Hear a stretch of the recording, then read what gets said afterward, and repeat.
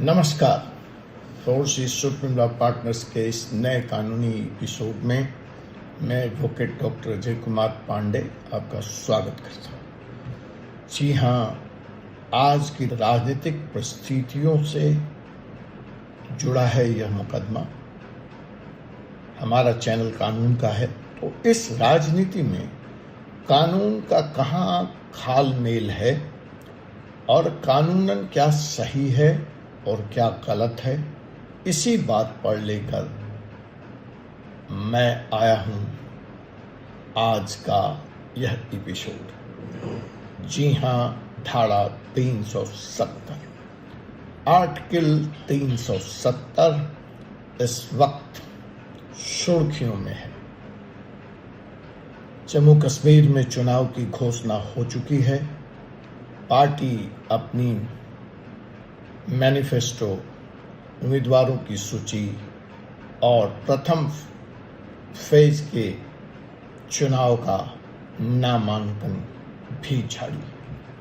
अब यहां पर यह सवाल उठता है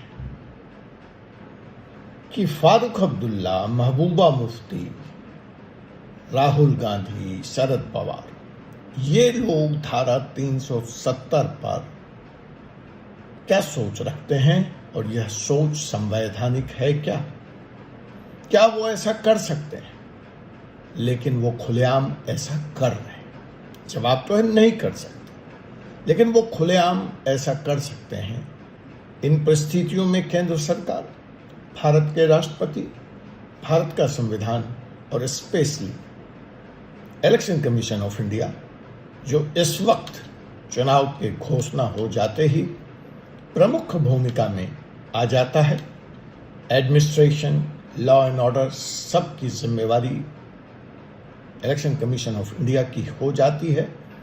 तो कैसे इजाजत दे रहा है इस तरह के नेगेटिव कैंपेन की, इस तरह के संविधान विरोधी कैंपेन की?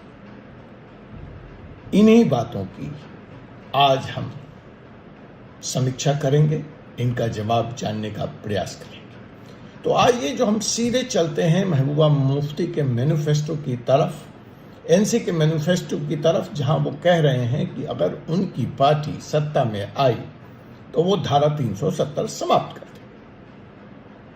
मेरा पहला सवाल है कि क्या किसी भी राज्य की असेंबली केंद्र द्वारा पारित कानून को निरस्त कर सकती? क्या राज्य की असेंबली को अधिकार है संविधान के द्वारा? क्या धारा 370, आर्टिकल 370 हटाया जा सकता है? मेरा दूसरा सवाल है कि अगर वो ऐसा कर रहे हैं तो क्या यह असंवैधानिक है, गैर कानूनी है? रिप्रेजेंटेशंस ऑफ पीपुल एक्ट 1951 की तहत क्या इस पर कार्रवाई होनी चाहिए? क्या इलेक्शन कमीशन को अधिकार है कि ऐसे कैंपेन को, ऐसे निगेटिव कैंपेन को, ऐसे गैर संवैधानिक कैंपेन को वो रोके? और उसके मना करने के बावजूद अगर वह पार्टी, वह राजनीतिक दल और वह राजनीतिक उम्मीदवार इस बात की तामील नहीं करता है, इस बात की अवहेलना करती है, तो क्या वह उस पार्टी या उस कैंडिडेट को चुनाव लड़ने से रोक सकती? तो आइए पहले हम समझते हैं ऐतिहासिक परिप्रेक्ष्य को, फिर हम बात करेंगे कानून को। ऐतिहासिक परिप्रेक्ष्य आप जानते हैं कि संविधान के विशेष प्रावधान के तहत जम्मू कश्मीर को स्पेशल स्टेटस 370 का दिया गया था, जिसके तहत यहाँ इसका अपना विधान था, इसका अपना कानून था, इसके अपने झंडे थे। लेकिन वर्तमान एनडीए की सरकार, मोदी जी की सरकार ने स्थितियों की समीक्षा की और 5 अगस्त 2019 को संवैधानिक परंपराओं के तहत, संवैधानिक नियमों के तहत धारा 370 जम्मू कश्मीर में समाप्त हो गया। साथ ही समाप्त हो गया आर्टिकल 35A। इसका क्या फर्क पड़ा महिलाओं पर, इन्वेस्टमेंट पर, राज्य के विकास पर, वह हमारे अगले एपिसोड का विषय हो सकता है। लेकिन फिलहाल धारा 370 संविधान के द्वारा चयन के में समाप्त कर दिया गया है। जहां तक मेरी कानूनी जानकारी कहती है और भारत का संविधान कहता है, यह सेंट्रल एक्ट है। जिसको अपने आर्टिकल 370 के प्रावधानों के तहत, आर्टिकल 370 सबसेक्शन 3 के तहत प्रेसिडेंट ने अपने विशेषाधिकार का प्रयोग किया और धारा 370 को समाप्त कर दिया। बाद में इस पर पार्लियामेंट ने भी मुहर लगा दी, अतः यह एक कॉन्स्टिट्यूशनल एक्ट बन गया, यह एक सेंट्रल एक्ट बन गया और यह इरिवर्सिबल है, यह अपरिवर्तनीय है और कम से कम राज्य की असेंबली को तो कोई कानूनी अधिकार नहीं है कि केंद्र द्वारा बनाए गए एक संवैधानिक कानून को वह समाप्त कर दे। अगर यह समाप्त होगा भी तो पुनः पार्लियामेंट को ही इस पर कार्रवाई करनी पड़ेगी। फिलहाल यह संवैधानिक स्थिति है धारा 370 की। अब जो दूसरा सवाल यहाँ पे उठता है कि आज की तारीख में चीन के एक कंप्लीटली इंटीग्रेटेड पार्ट है नेशन का, राष्ट्र का, भारत का, और इसकी एक एक इंच भूमि भारतीय संविधान के द्वारा निर्धारित होती है, संचालित होती है, निर्गत होती है। तो ऐसी स्थिति में पॉलिटिकल पार्टीज का यह कहना कि वह अपनी मैनिफेस्टो में कहना जनता को बरगलाना क्या गैर संवैधानिक माना जाएगा? पहला सवाल तो है कि क्या अगर वो चुनाव जीत भी जाएं तो ऐसा कर सकते हैं? स्पष्ट जवाब है वो नहीं कर सकते। फिर जो वो कर रहे हैं, जो कृत्य वो कर रहे हैं, जो जनता को वो भ्रमा रहे हैं, जो जनता को वो झूठा प्रोपेगेंडा देकर वोट देने का काम कर रहे हैं, क्या यह गैर संवैधानिक है? क्या यह पीपल रिप्रेजेंटेशन एक्ट 1952 का वायलेशन है? और अगर ऐसा है तो इलेक्शन कमीशन चुप क्यों है? इलेक्शन कमीशन इनके ऊपर कार्रवाई क्यों नहीं करता है? और क्या इलेक्शन कमीशन कानून के तहत इनके ऊपर कार्रवाई कर सकता है? तो अपने इस दूसरे भाग में हम रोल ऑफ इलेक्शन कमीशन को समझते हैं। देखिए, अगर हम बात करें इलेक्शन कमीशन की, तो इलेक्शन कमीशन आरपीआई एक्ट में उसकी जो जिम्मेवारी है वह है conduct of free and fair election. दूसरी उसकी जिम्मेवारी है to disqualify the candidates if they are not following the proper laid down procedures, if they are indulging in corrupt practices.